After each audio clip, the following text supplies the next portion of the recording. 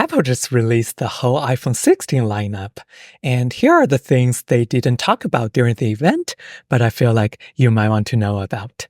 First, for iPhone 16 and 16 Plus, they actually have the exact same dimensions and screen sizes compared with last year's model, which means they can use the same screen protectors. Actually, on Apple's website, the Belkin screen protector they're selling, they are using the same model for both 15 and 16.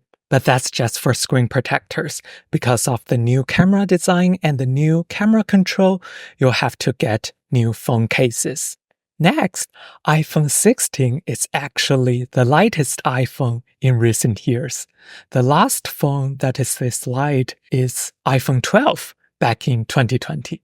And for this year's Pro and Pro Max, because they become larger, the weight also increased a little bit. And fun fact, iPhone 16 Pro actually has the same weight with iPhone 16 Plus, but they're still lighter than 14 Pro and 14 Pro Max. Next, we got another thinnest label. As we all know, this year's 13-inch iPad Pro is the thinnest Apple product ever. And for the new iPhone 16 Pro Max, it has the thinnest borders on any Apple product. Talking about this year's screens, they are basically the same compared with last year. So the Pro and Pro Max become a little larger, but the PPI is still the same. All the four models have the same peak brightness compared with last year, but this year, all of them can reach 1 nit minimum brightness. Next, when they talk about the Pro and Pro Max models during the event, they mentioned that there's a new internal design that can dissipate heat better. And actually, this new design is also on the regular 16 and 16 Plus. So that's a really good news because now all the models can get a better sustained performance. It's awesome if you do a lot of gaming or intense stuff. Also, in Apple's introduction video, they mentioned that this new design will make iPhones easier to be repaired. Next, battery life. According to Apple's website, there's basically no improvement from iPhone 14 to the 15 lineup. But this year, all the four models get a better battery performance. But in recent years, people might notice that the Plus model sometimes outperformed the Pro Max model in battery life. But seems like this year, that will not be the case anymore. This year's Pro Max model, the audio playback time is not less than the Plus model anymore. Apple also claims that iPhone 16 Pro Max has the longest battery life on any iPhone devices. Next, you can do fast charging with MagSafe now. On all the four new models this year, you can do 25-watt MagSafe charging using a 30-watt power adapter. It can charge the battery to 50% in 30 minutes, just like wired charging. Let's talk about the camera next. So for this year's all four new models, the cameras are getting a new anti-reflective lens coating. That's such a great news for filmmaker folks. That means Apple is trying to fix the lens flare issue. We all know how annoying the lens flare is on recent generations of iPhone. During the event, Apple showcased a new music video of the weekend shot on this year's Pro model. So from the video, I didn't really catch any huge lens flare or something like that, but I don't know how intense the post-production was over there.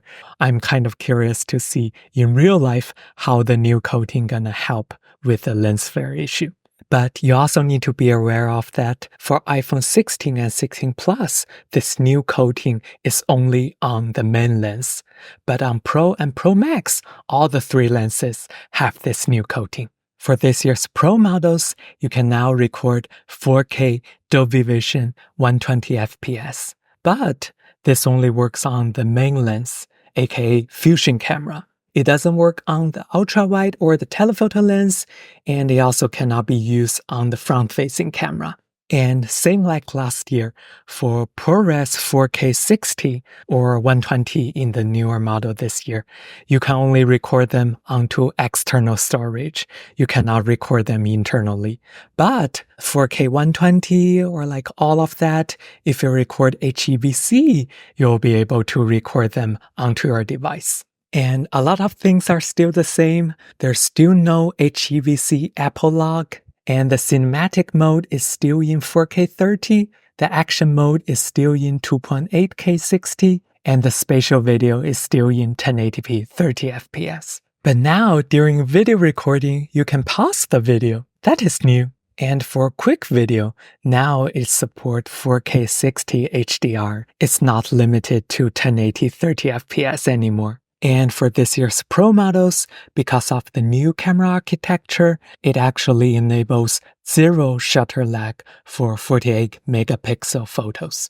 There are two new features regarding audio, spatial audio recording and the audio mix feature. So those two things are on both the regular models and the Pro models. The audio mix feature looks very interesting. It allows you to adjust the voice after you shoot the video. For example, you want to isolate the dialogue, adjust the ambience, something like that. That studio mode looks very cool. Apple actually says that it is great for vloggers or podcasters because it can make your voice sound like you are holding a mic, even though you might be a little bit far away from the phone itself. I'm really curious to know how that's gonna sound like. Is it gonna replace a microphone or something like that? Next, same as last year, the USB-C port on iPhone 16 and 16 Plus only support USB 2 transfer speed. There's no improvement this year. And for 16 Pro and Pro Max, the transfer speed is also the same, 10 gigabits per second. However, this year's all four new models get Wi-Fi 7. That is really nice because last year, only 15 Pro and Pro Max gets Wi-Fi 6E, and the regular 15 and Plus only get Wi-Fi 6. Lastly, there's no fine woven case anymore. Apple also didn't give any replacement at this point. If you want to get Apple's official case, you'll need to choose between the silicone case and the clear case. However, what is interesting is that Beats starts making cases for iPhone. It has a hard shell back and a soft microfiber lining. You can get that from Apple's website. Alright, that's all the tiny little things I want to share with you guys, and that's all for today's video. If you find it useful, please give me a thumbs up. I'm also curious, are you gonna upgrade this year? If yes, which model are you coming from, and which one are you gonna get? For me, I would like to get something new this year, and I've already have the answer in my mind. So if you want to see some review videos later, be sure to subscribe. Now check out my Apple Intelligence review and see what are the cool AI features that are coming to the new iPhones. I will see you there.